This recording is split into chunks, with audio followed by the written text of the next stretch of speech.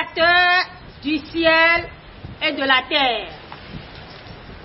Bien-aimés, nous qui sommes de cette génération, nous sommes bien heureux, car tout est là. Tout prouve que nous sommes à la fin des temps de la fin.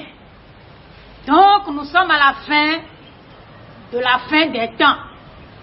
Et dans quelques jours, It Galut, Yohanan, chapitre 12, verset 1, s'accomplira. Oui, vous avez bien entendu. Voyons le contenu de ce passage avant de continuer. Lisons au nom puissant de Yeshua HaMashiach. Un grand signe parut dans le ciel. Une femme enveloppée du soleil, la lune sous ses pieds et une couronne de 12 étoiles sur sa tête. Fin de citation. Alors, dans quelques jours, bien-aimés, précisément le 2e jour du 7e mois de l'an 57-77, ce qui correspond au calendrier des incirconcis, au 23 septembre 2017. Ce grand signe dont Yohanan a parlé, donc Jean, dans sa révélation, ce grand signe paraîtra dans le ciel de la planète Terre. Nous verrons donc une femme enveloppée de soleil, la lune sous ses pieds et 12 étoiles comme couronne sur la tête. Ah bon? Donc ce jour-là, qui est un Shabbat, un 7e jour de la semaine, ce que les incirconcis appellent samedi, nous verrons dans le ciel une femme.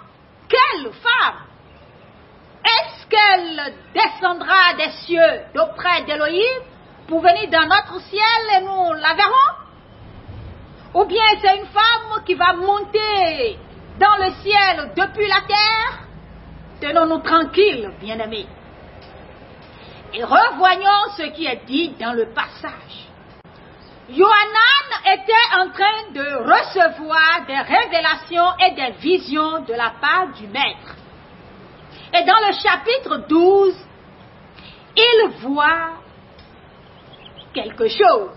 Et il dit avec précision, un grand signe parut.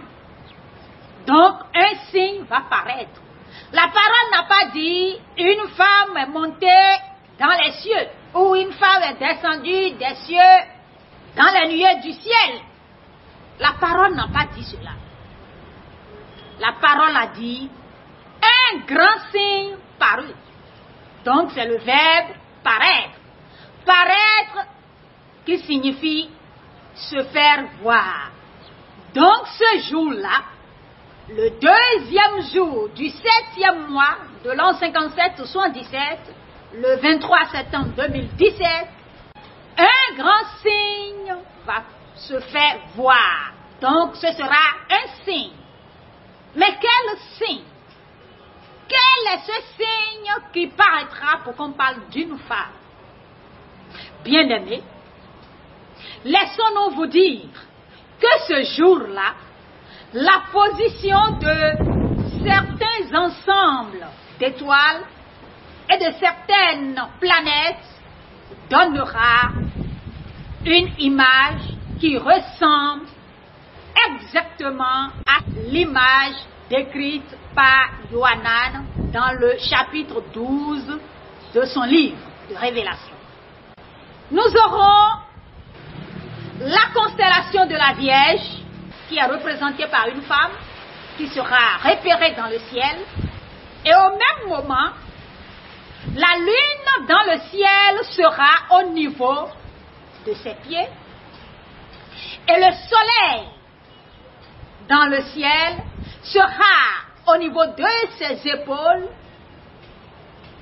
Donc, elle sera enveloppée du soleil. Et au niveau de la tête de cette constellation représentée par une femme, il y aura la constellation du lion qui est composée de 9 étoiles. Mais la parole dit que dans ce signe, la femme avait une couronne de 12 étoiles. Donc, il reste 3 étoiles. Au même moment, bien-aimés, nous verrons les planètes Mars, Mercure et Vénus qui seront à côté de la constellation du lion.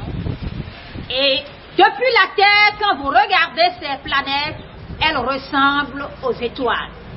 Donc, ces 3 étoiles, puisque le signe qui sera présenté, c'est pour nous les hommes vivants sur la Terre. Donc, depuis la Terre, nous verrons ces planètes sous forme d'étoiles qui vont s'ajouter aux 9 étoiles qui forment la constellation du lion, ce qui donnera 12 étoiles au niveau de la tête de la constellation de la Vierge. La constellation de la Vierge, la position de la constellation de la Vierge par rapport à la Lune, le Soleil, la constellation du Lion et les 3 autres planètes, nous aurons la configuration qui correspond exactement dans les détails avec précision à ce que Yohanan a décrit dans ce passage des Saintes Écritures.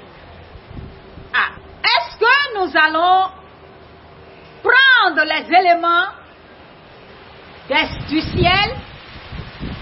Nous allons prendre les étoiles pour expliquer maintenant la parole d'Élohim, les histoires des astres, des étoiles.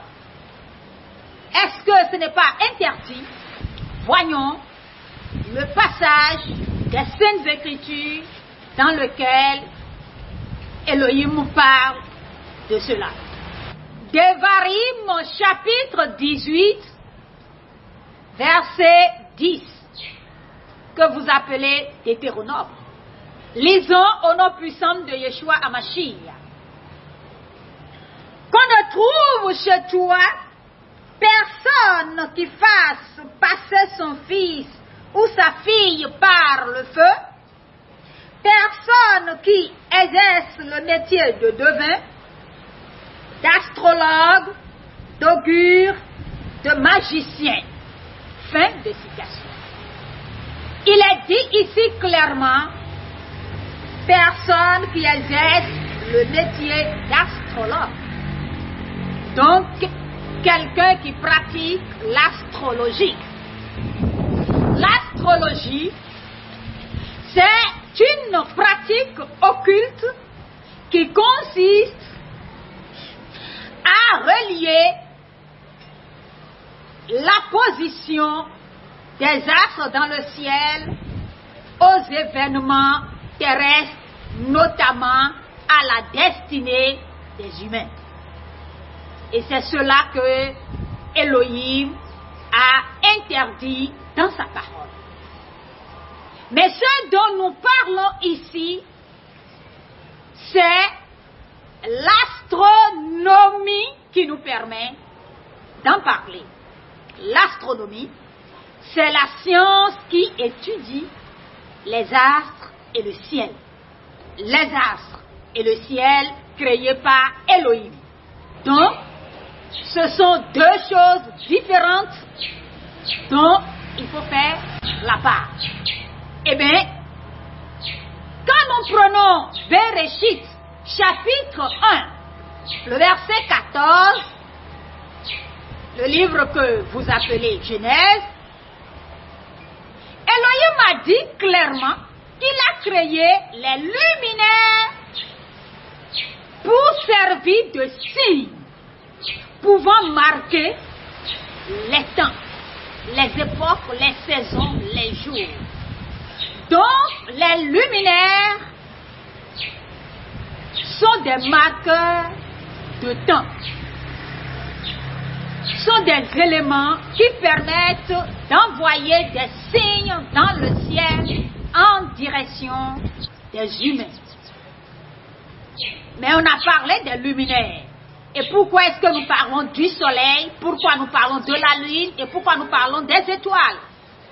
Quand vous prenez Téhilim 136, versets 7 à 9, donc le livre que vous appelez Somme, vous verrez clairement qu'il est dit dedans que les grands luminaires sont le soleil, la lune, et puis on a parlé aussi des étoiles.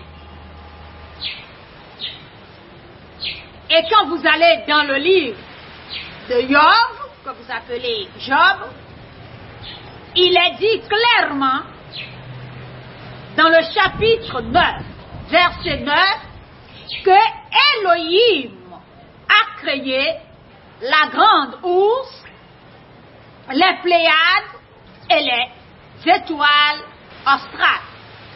Mais tout ça c'est quoi? Grande ours, Pléiades, est-ce que ce ne sont pas des animaux qu'on appelle comme ça? Mais non.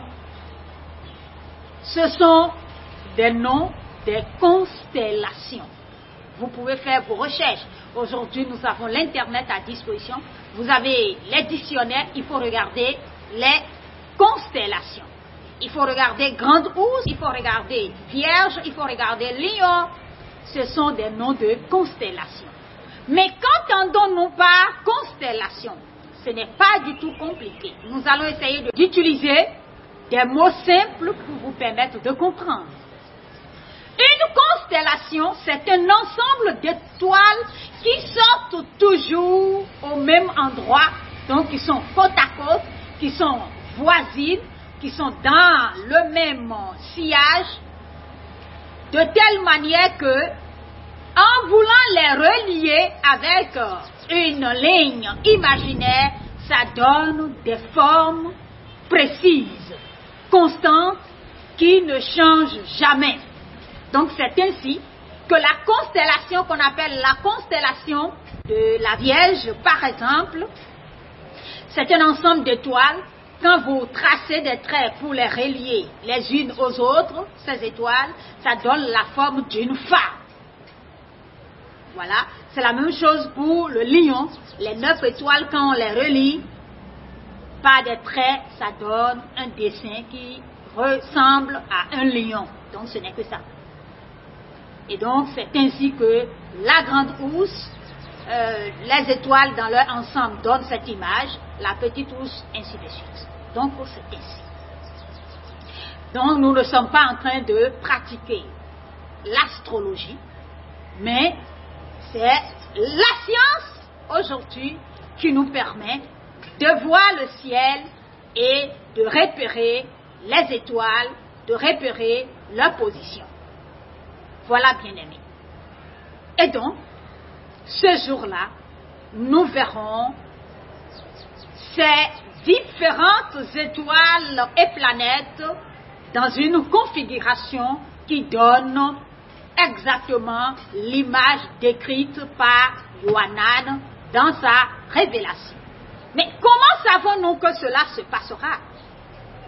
C'est vrai que ce jour-là, vu la position du soleil dans cet ensemble, nous ne pourrons pas voir depuis la Terre, mais il y a des appareils, il y a des logiciels qui permettent de voir. Donc grâce à la technologie, nous pouvons voir, et grâce à la technologie, l'avancée de la technologie de nos jours, nous savons que ce sera ainsi.